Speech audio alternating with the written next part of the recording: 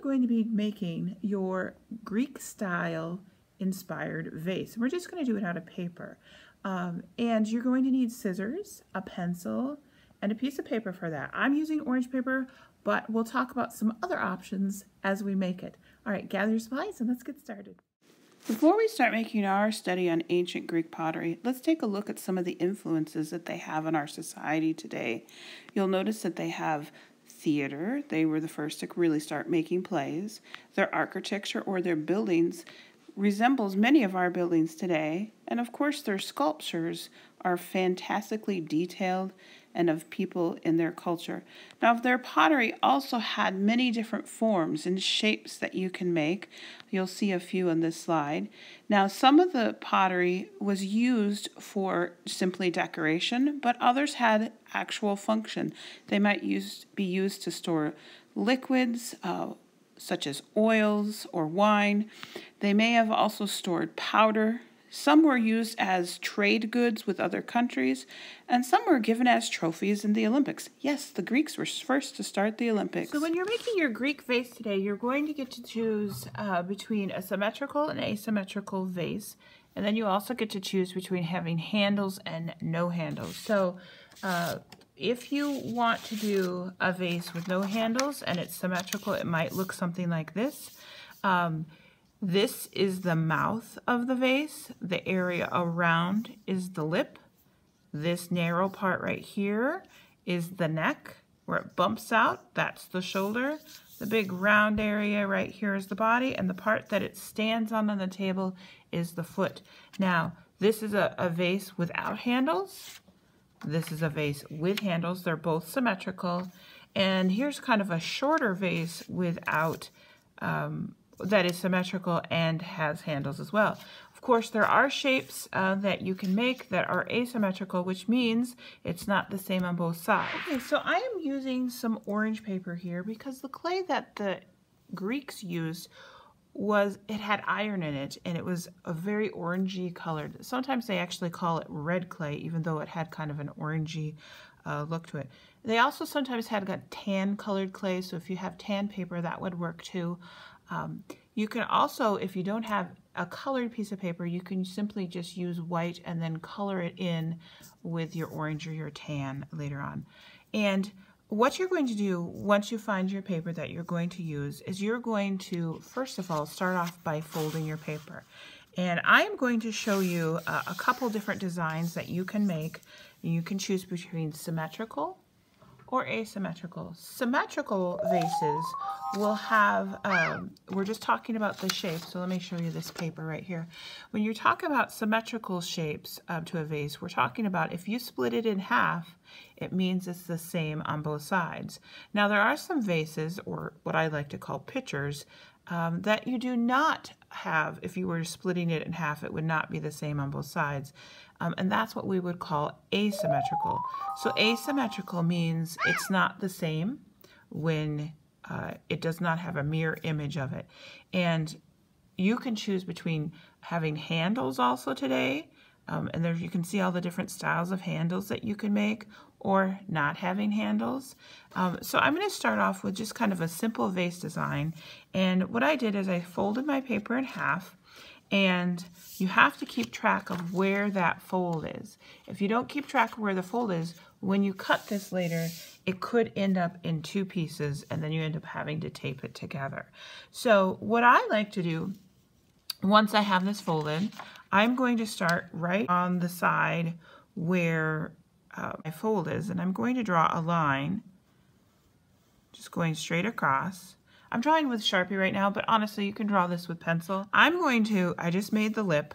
What I'm going to do now is you can go all the way across if you want, but I'm going to go in just a little bit for the neck, not too far. So I curve in, and remember the fold is right here. So when I cut on this later, it will be symmetrical. All right, so I'm going to go out for the shoulder and the body. Don't want to go all the way to the bottom. You can make a foot. It's just a simple foot would be fine. So just a little line, and then back to your edge paper back to your fold. Once you have that done, you have to decide if you want to have a handle or no handle. If you don't want a handle, you would just cut it out right now. If you want a handle, you want to draw 2 lines for that, and you can decide how fancy you want to make it. I like to make bigger handles because I found when I do that, it's easier to cut them out later. So you need 1 line and then another line. You don't want to get this line too close to the other one, because if this is too thin, it can tear easily when you're cutting. Once you have your vase ready to go, you can take your scissors and cut while it is still folded. Remember, one hand is holding the paper and turning it, and the other hand is controlling the scissors. Your thumb should be in the smaller hole, and it should always be on top. You don't want to have it sideways, and your eye should always be watching where you are cutting. I go around the handle. Notice I didn't follow. If I kept just following this line, I would have cut off my handle, and then I would have had a handleless vase. I wouldn't have had a handle, which is okay too if that happens. All right, I'm gonna get rid of that scrap. Now, if I opened it right now, you would notice you can't really see the handle on the other side. It just looks like a big shape. So what I'm gonna do is fold that back together, and I'm just going to fold a little bit. Don't stick your scissors or a pencil through there. You can actually cut yourself or injure. So just fold right in the middle of that opening and cut out a little something so that you can fit your scissors in. And start off really kind of slow at first until you make a bigger cut. Go slow and follow around the edge. Remember, now you can see why I didn't want my handle to be too thin. If I had made it so thin, it probably would have torn during this cutting. All right, so after I have this all cut out, I have a vase with 2 handles. Now, some vases or pottery have a different sort of shape, like this one, the Kylix. Actually, each shape of pottery had a different function in ancient Greece. Some of them were used to store olive oil, while others were more for decoration or maybe to store like powder in. It could be used for water, all sorts of things. So notice I folded my paper the other way. If I had it this way, it would be kind of like I folded it horizontally, but I'm going to turn it this way.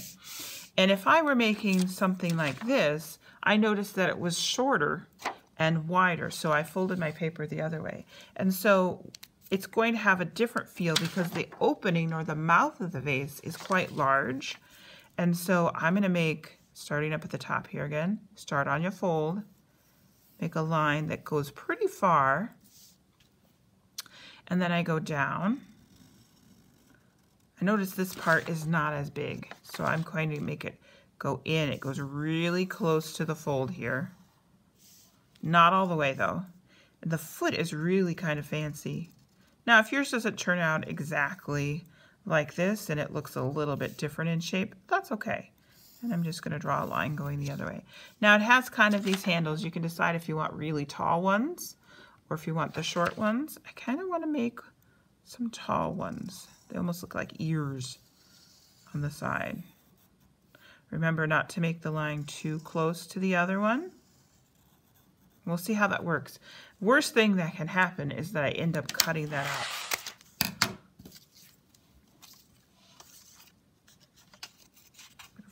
Just give it a little pinch. Now this is a much smaller opening, so I have to be a little bit more careful. Careful of your fingers. Remember your scissor safety. All right, so then when I open that one up, it looks like this. So here's 2 examples of symmetrical vases that you can do. And remember, if you don't want handles, you don't have to have them. But let's say you want to do something more with an asymmetrical design where you just have one picture. So what I'm going to do is I'm going to fold my paper in half the tall way again. Notice my fold moved on this side. Keep track of that fold because it does make a difference. I like to have it on the left just because I'm a right-handed drawer. But if you're a lefty, You might want to have the fold over here so that it's easier to draw this way. Whichever way is more comfortable for you is what you should do. All right, so I'm going to draw a slightly bigger opening for my mouth this time and come in for the neck, shoulder, curve out for the body and shoulder. And maybe this time I'll make a little bit fancy foot on my vase. Okay, so I'm going to cut that out. Oh wait, I forgot. I need a handle on this picture. So I'm going to draw 2 lines. Okay, now I can cut it out.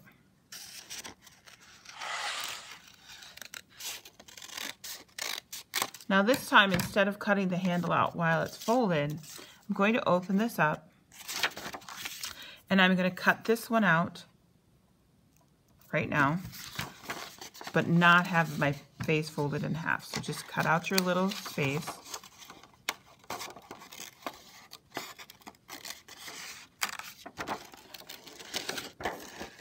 For the handle.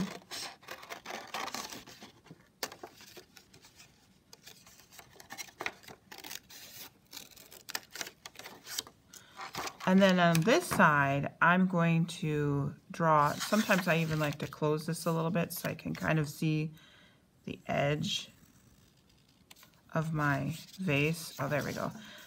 Then I can finish drawing and making my picture come out here. So then I can take my scissors and just cut off that extra bit. Now, once you have, there you go, you have a picture. Of course, it can be slightly different in shape from this, and that's completely okay with me. Now, if you are ready to start designing, you can today, but you don't have to. One thing I like to do is create that opening at the top. So I am going to draw an oval, very flattened out here at the top. And then I color this in. This is the mouth of your vase. Now, if you don't have a black Sharpie, by the way, go ahead and use a black crayon or a Crayola marker. Just something very dark. Most of the painting on the Greek vases were done with black. And this part would all be in shadow anyway, so I'm just going to color this in.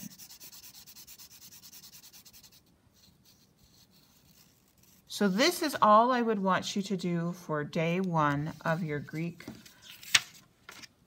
You can do that. If you're having this sort of a shape, you have to make a really long oval. Stretch it clear out to the sides and then color that in.